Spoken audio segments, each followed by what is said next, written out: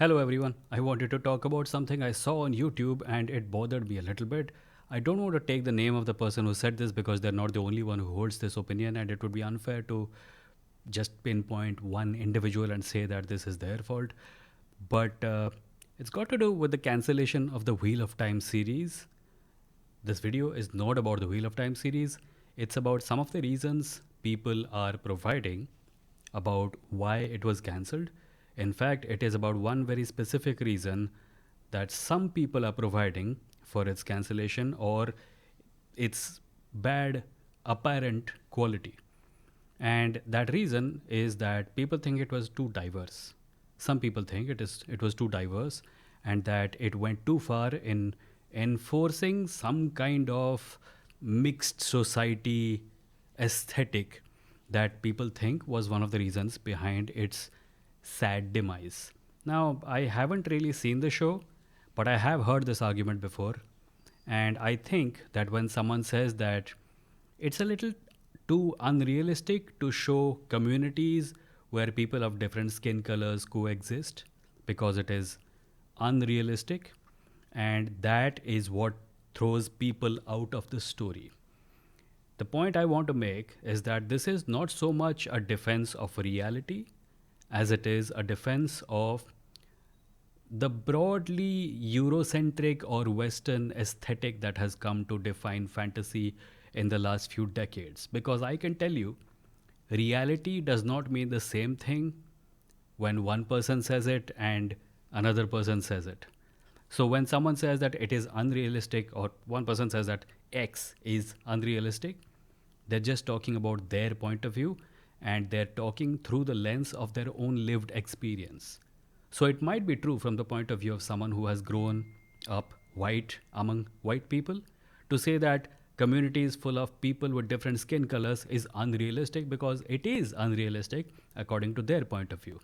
So when they say that people got thrown out of the show because of this kind of diversity there, maybe they're right, but they are not talking about everyone.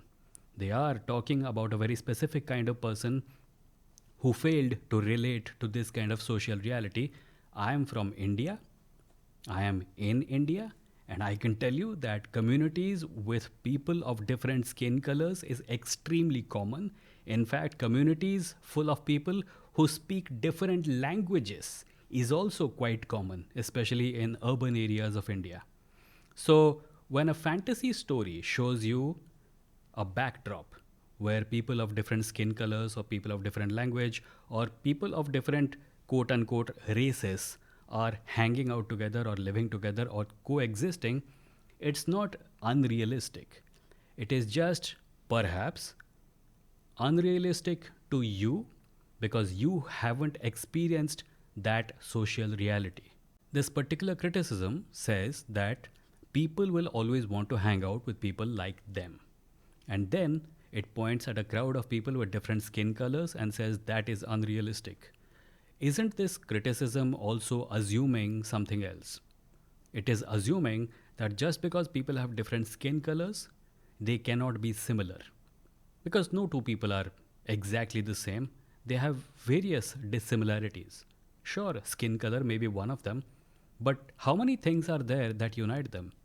Maybe they speak the same language, maybe they pursue the same hobbies, maybe they follow the same gods, maybe they were both born on the same side of the river, maybe they're from the same planet.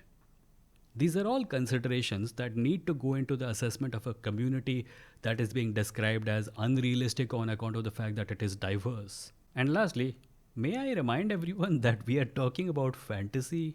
These are stories set in make believe worlds. These are stories set in secondary universes or faraway planets or distant time periods.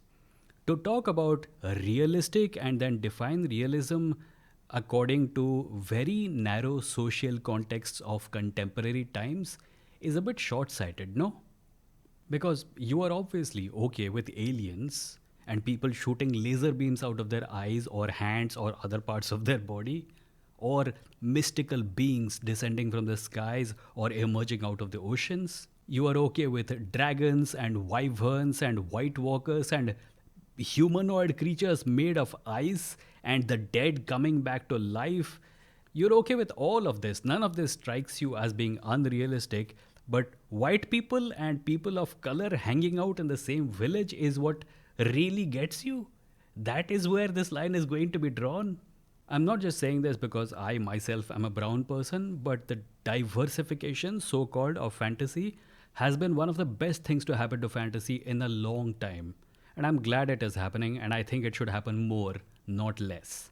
This obviously doesn't mean that every criticism of a bad show or a bad book should be rejected simply because the person has made this particular criticism.